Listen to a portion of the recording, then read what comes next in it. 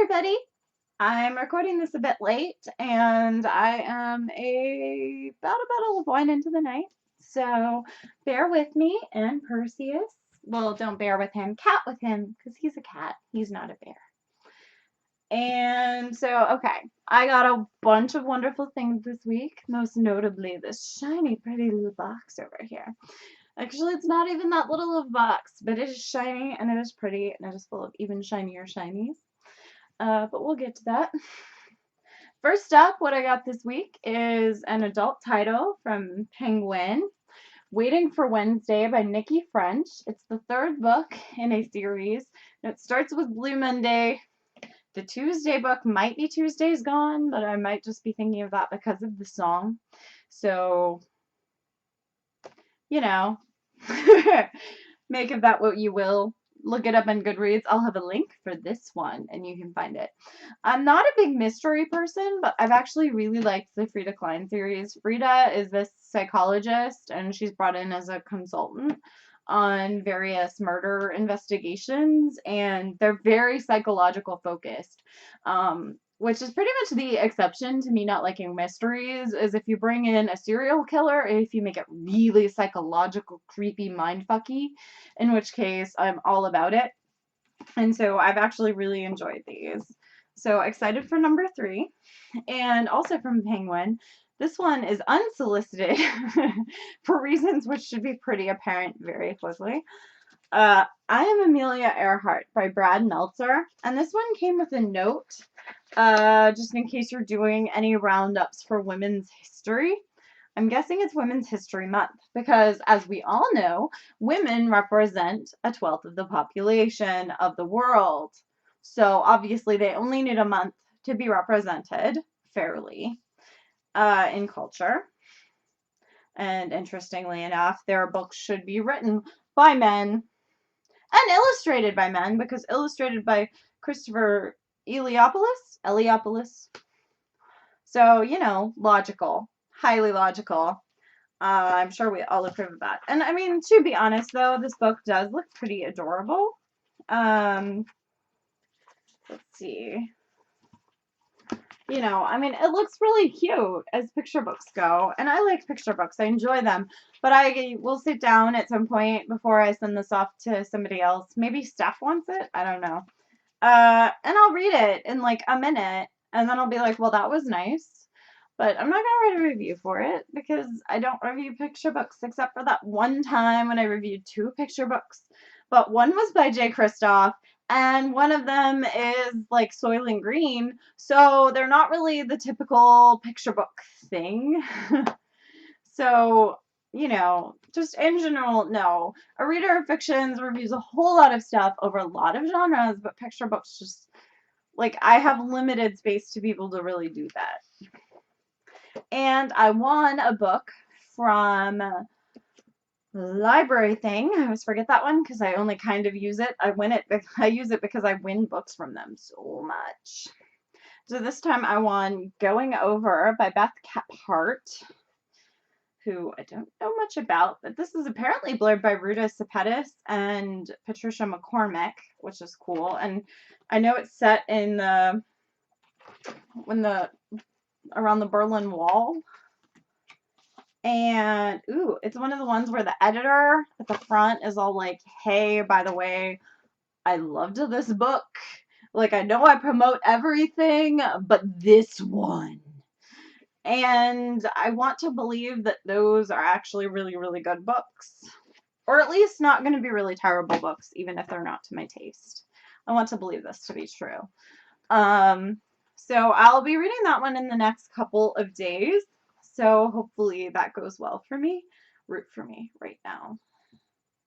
And so then, giant box of, mystery for you, unless you were following / stalking me on Twitter.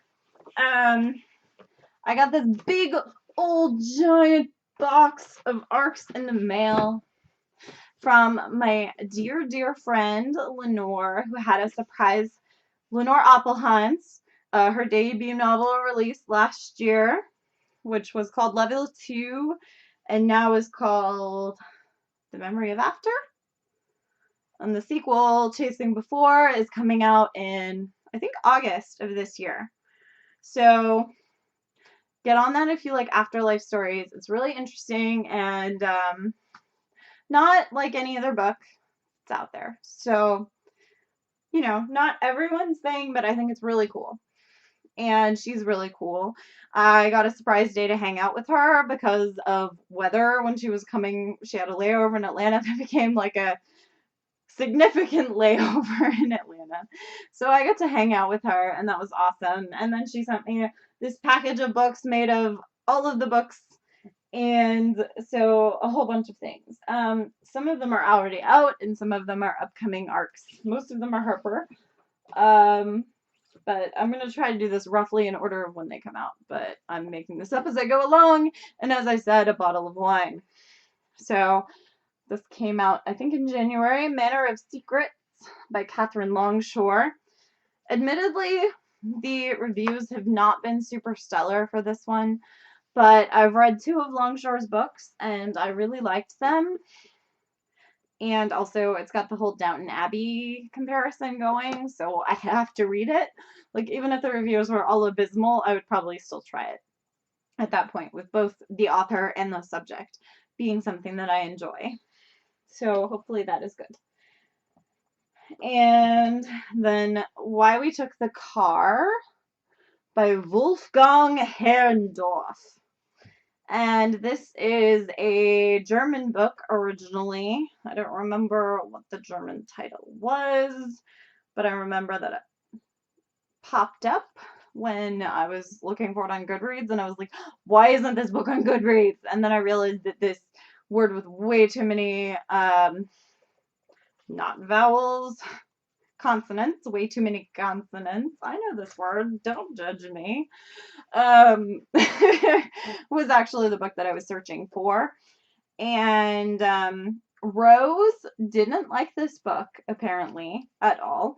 But I'm still hopeful. Lenore said she enjoyed it, so I hope that I like it. I don't really know anything about it, and don't expect me to get to that anytime soon. It's going to the regular collection because it apparently came out in January. And then from February is Fake ID by Lamar Giles, which I've been seeing getting mixed reviews.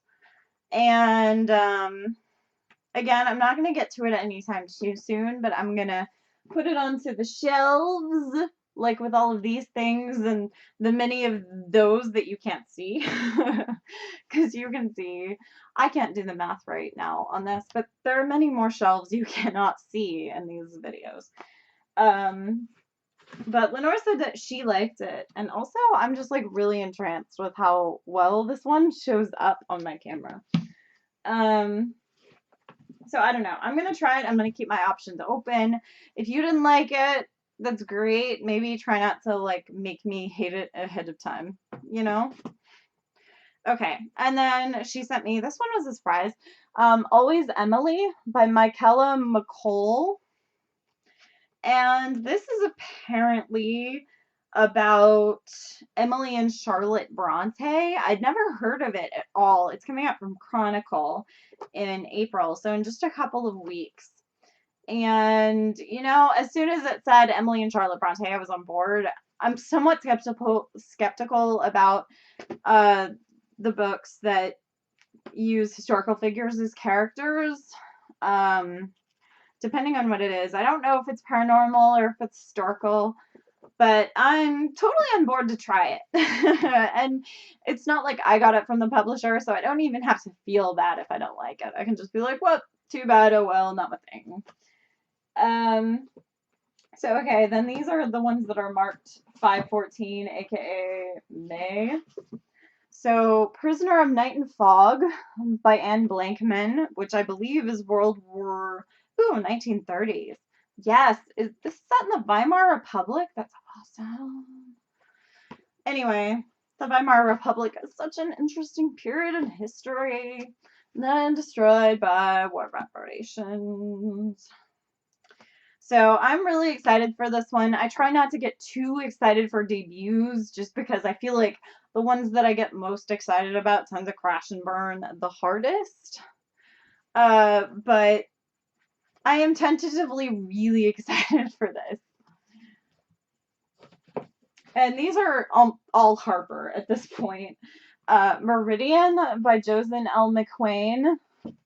And, you know, it was one of those, Arclight was one of those things where I was kind of in the middle on it, and Meridian's gonna go one way or the other way. You know, I'm either gonna love this one a lot more, or I'm gonna throw it against the wall and not finish it, because holy crap, this is long. It's like 450 pages. I was not prepared for that. So I hope it goes the right way. I'm curious to see what happens with my ship, with my weird ship. So we will all see, won't we? The Last Best Kiss by Claire Lazebnik. I read The Trouble with Flirting last year, and I absolutely loved it. It was a Mansfield Park retelling. I think this one is Persuasion. Yes, Anna Elliott. This is Persuasion. I've heard Epic Fail is really, really awesome too. I haven't read it yet. But soon, Debbie and I are going to read it, and we're going to have an amazing time, and it's going to be great, hopefully. Or Debbie's going to be like, why did you make me buy this? And I'll be like, but you like The Trouble with Flirting, Debbie, don't be mad. And she's going to be like, this orange is no longer snuggly, this orange is stabby now! Or not, that might not be what happens. Debbie's going to be really glad I reenacted this fictional conversation. Yeah, you guys are gonna have to like vote in the comments. Do you want me to drink before I vlog, or do you prefer when I vlog sober? Okay. Also for May, supposedly, unless they change the release date, because they do that to drive my brain up the wall. The Secrets of Lily Graves by Sarah Strohmeyer. Apparently Ellis did not approve of this one, but you know what, Ellis, we don't have exactly the same taste, so I'm going to hope that I still love it, because I know you didn't like Smart Girls as much as I did, so I'm just gonna maybe add a star to whatever you thought, so probably minimum of 3. I'm doubting you 1-starred it, and you're probably like, you don't trust me? Sorry, Ellis. We don't have the same taste so far. Some of the things. I don't know. Read more things that I have read so that we can judge this. Life by Committee by Corianne Haydu. I'm really curious to see how she can slaughter my feels and make me super uncomfortable as I read again. Because, wow, I have never felt more uncomfortable than when I was reading OC Love Story. Well, I have felt more uncomfortable, but they all involved me in social situations. But like reading about someone else in social situations, or even not social situations, like, no, please don't do that. It hurt. It hurt a lot, but that was also her skill, and like, it's gonna kill me. But also, I love this cover with the happy gold shoes. So it's all happy and sun-kissed, and then inside it's gonna be made of pain. Okay, and then I have a few more. These are June, supposedly. Say What You Will by Kimmy McGovern. And obviously, they hadn't even come up with the chairs yet, just the lovely black and white for the arc. And I'm going to stick with the premise that it's about chairs falling in love, because that's really all I know. And then it just became a giant text bubble. And I don't know how to interpret that as a plot based on the cover. And then Born of Deception by Terry Brown. And this one is the sequel to Born of Illusion, which I did enjoy, but this one supposedly has Rasputin in it, I think. Did I make that up? Pretty sure Rush is involved, pretty sure Rasputin is involved, which makes it even more exciting than the other one, because Houdini is kind of cool, but whatever. But Rasputin is crazy and Russian and magic and Romanovs. Please be better than the last Romanov book I read, please. And second to last, aren't you glad I'm almost done? Why are you still watching this if you're so glad that I'm almost done? Guy in Real Life by Steve Brezhnev, which is... I don't remember what this one is. This one, the cover looks like Gensha Otaku, Train Man. It's about a nerd falling in love with a cool person, but that's a Japanese manga thing.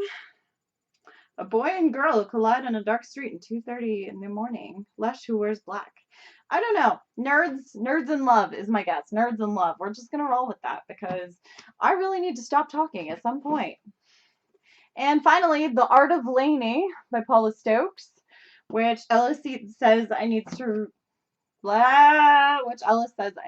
read immediately, but I do not have time. So sorry, Ellis. But I will read it. I will read it, and hopefully I will love it, and I will have all the feels. But you need to stop promoting all of the feels, or I will not have any feels because my expectations for feels will be higher than the possible amount of feels that I can ever feel in my life ever. Okay? So, books. Cat was here in the first video that I filmed when the microphone was not on. So no cat. And yes, books, and bye.